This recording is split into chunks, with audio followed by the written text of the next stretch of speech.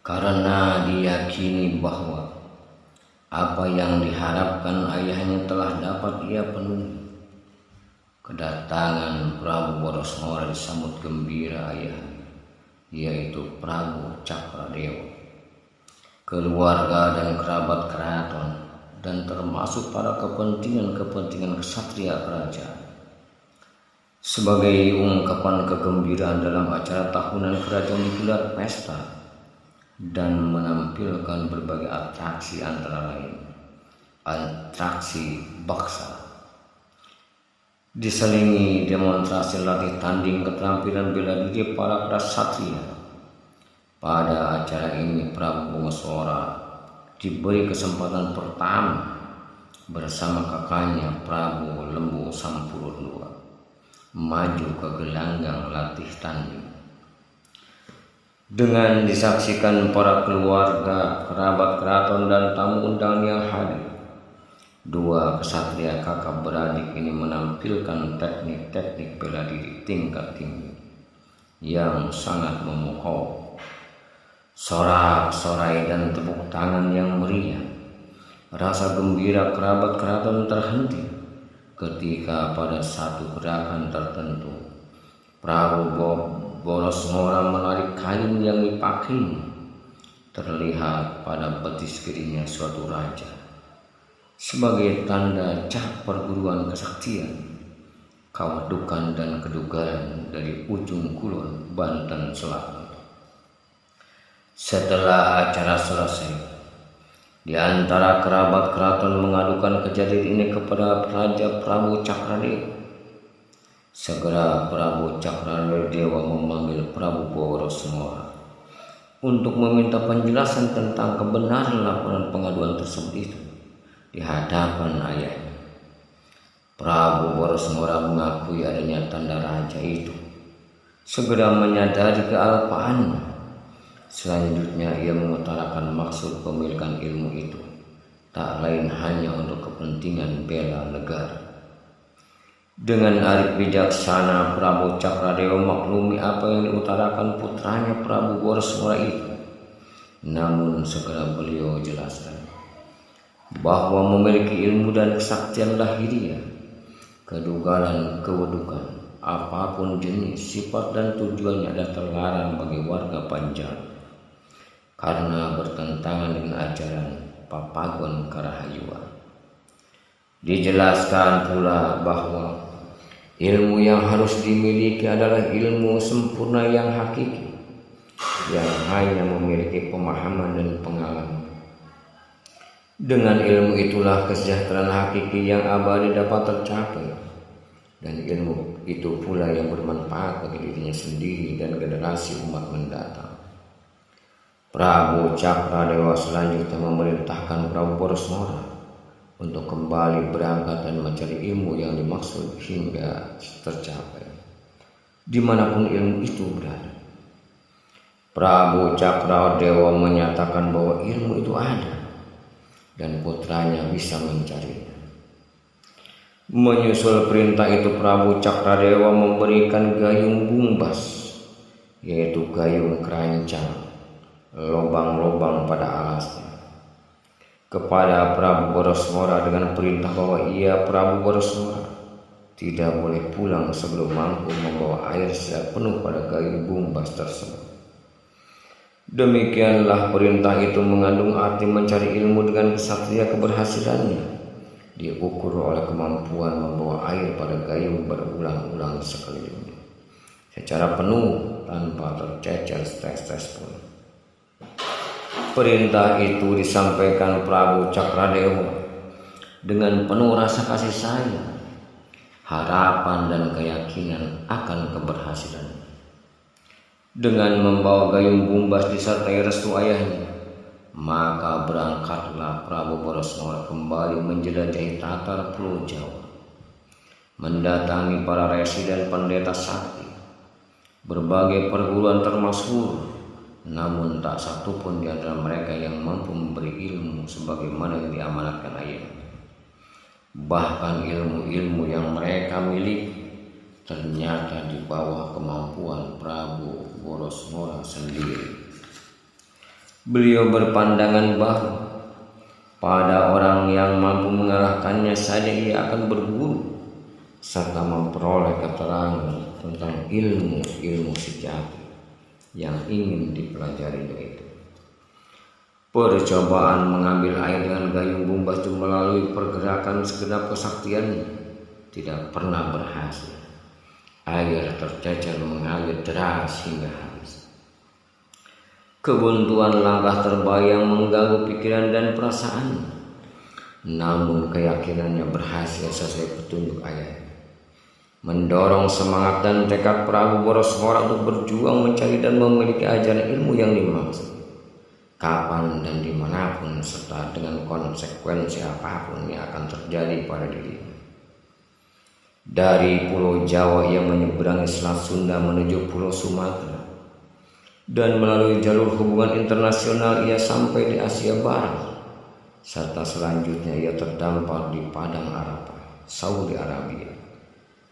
Menghindari sengatan tarik matahari ia berlindung pada suatu cekungan batu besar.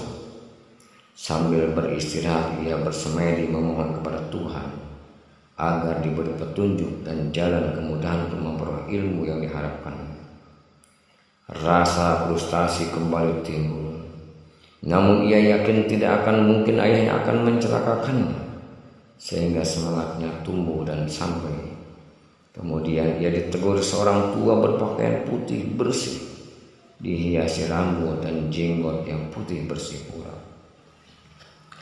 Pandangan orang tua itu terpancar penuh rasa kasih sayang dengan tongkat di tangannya yang tertancap di pasir itu.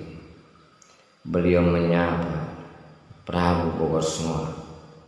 Dengan serta-merta Prabu Boroswara mengutarakan maksudnya mencari orang yang mampu mengalahkannya serta mencari petunjuk ilmu sejati yang ia ingin memiliki. Menanggapi sikap dan pemaparan Prabu Boroswara, disambut orang tua itu dengan anggukan dan senyuman kasih sayang. Dan segera beliau mengajak Prabu Boroswara menuju tempat tinggal. Baru beberapa langkah beliau menghentikan diri dan melihat ke belakang. Karena tongkat yang dipegangnya tadi ketinggalan tertancap di tanah pasir itu. Prabu Boroswara memahami dengan segera mengambil tongkat tersebut dengan sebelah tangan. Tetapi tak bisa dicari. Ia merasa heran dan setelah melihat penampilan orang tua itu yang malah tersenyum, sadarlah Prabu Boroswara bahwa ia kini telah diuji kesaktiannya. Prabu Boroswara kemudian mengerahkan segenap kemampuannya, mencabut tongkat itu sehingga keluar butir-butir darah. Baginda Ali radhiyallahu anhu, Khalifah keempat setelah Nabi besar Muhammad sallallahu alaihi wasallam, Prabu Boroswara mengutarakan maksud kedatangannya akan kisah perjalanan Jazirah Arab ini. Baginda Ali radhiyallahu anhu memahami apa yang diutarakan Prabu Boroswara dan menjelaskan bahwa ilmu sejati yang dimaksud adalah ilmu ajaran Islam. Sejak saat itu, Prabu Boroswara memeluk agama Islam dan mempelajari ilmu agama Islam. Ia bermukim di Mekah Al-Mukarramah atas petunjuk Sayyidina Ali radhiyallahu anhu. Sementara di Panjalu, Prabu Sanghyang Cakradewa merasa resah berhubungan kepergian Prabu Boroswara. Telah begitu lama belum juga kembali. Beberapa kesatria keraton termasuk adiknya Sanghyang Panjibaran diperintahkan untuk mencari tahu keberadaan Prabu Boroswara. Mereka berpencaran ke seluruh pelosok tatar Pulau Jawa, namun tak ditemukan petunjuk keberadaannya. Meskipun demikian, Sanghyang Cakradewa yakin bahwa Prabu Boroswara masih hidup dan akan kembali ke Panjalu.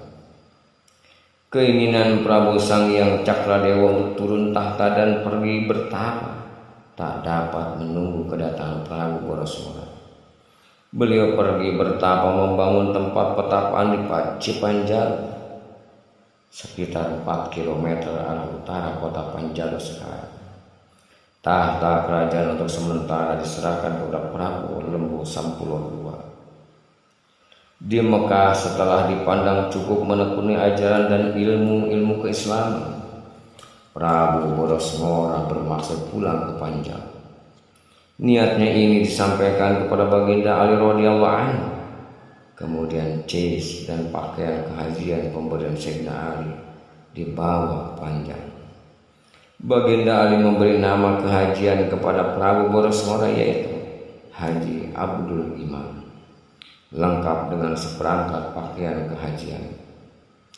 Kedatangan Prabu Boros Ngora dengan ilmu ajaran keislaman yang diperolehnya disambut gembira dan perasaan bangga oleh Prabu Cakradewa, yang kemudian memerintahkannya untuk segera meletakkan dasar-dasar ajaran keislaman sebagai pedoman hidup dan falsafah kerajaan.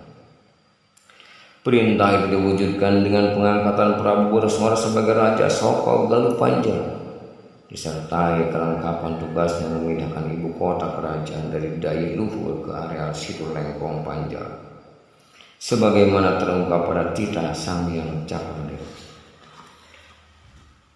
Demikian, sejak itu Prabu Boros Ngora sebagai Raja Soko Galuh Panjang, sedang Prabu Lembu Sampulur II diserahi tugas memegang kekuasaan di wilayah Gunung Tampungan, Sumedang, hingga kemudian menurunkan raja-raja Sumedang sebelum keruntuhan Pajajaran.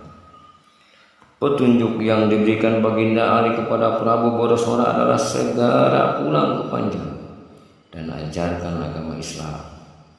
Sebagai tanda mata, Baginda Ali memberikan barang perkakas berupa pedang dan cis, tombak bermata dua, kepada Prabu Boros Ngora sebagai kelengkapan tugas dan perjuangan menyebarkan agama Islam. Selanjutnya Baginda Ali menyuruh Prabu Boros Ngora untuk mengambil air Jam-Jam dengan gayung bumbas yang dibawa. Ternyata Rasulullah Allah, air Jam-Jam dengan gayung tersebut atas petunjuk dan nasihat Baginda Sayyidina Ali, berangkatlah Prabu Boros Ngora ke Panjang. Setibanya di Panjang, ternyata ayahnya Sang Hyang Cakradewa telah meninggalkan kerajaan di Daya Luhur dan bertapa di Panjang. Atas petunjuk dan saran Prabu Lembu Sampulur II, Prabu Boros Ngora kemudian berangkat menemui ayahnya di pertapaan Cipanjang dengan membawa gayung bumbas yang penuh berisi air Jam-Jam dan pedang. Langkah pertama yang dilakukan Prabu Boros Ngora yaitu membendung area Legok Pasir Jambu hingga menjadi situ atau danau, serta mencurahkan air Jam-Jam menyatu dengan air danau tersebut. Tanah yang tak terbendung berwujud nusa di tengah danau. Terdapat 3 buah nusa pada areal Situ Lengkong yang masing-masing berfungsi sebagai bangunan keraton Nusa Gede, lokasi kepatihan dan paseban keraton Nusa Ujung, dan taman buah-buahan di Nusa Pakel. Dari keraton kepatihan dibangun jembatan penghubung yang terbuat dari balok-balok kayu yang dinamakan Cukang Padu. Bagian ibu kota kerajaan Panjalu yang dibangun Prabu Boros Ngora dapat digambarkan, di mana ada istana kerajaan dikelilingi rumah para menteri dan punggawa keraton Nusantara. Ada kepatihan dan paseban keraton di Nusa Ujang. Ada taman buah-buahan di Nusa Pakel dan ada jembatan Cukang Padu dengan 2 gerbang. Wallahu a'lam.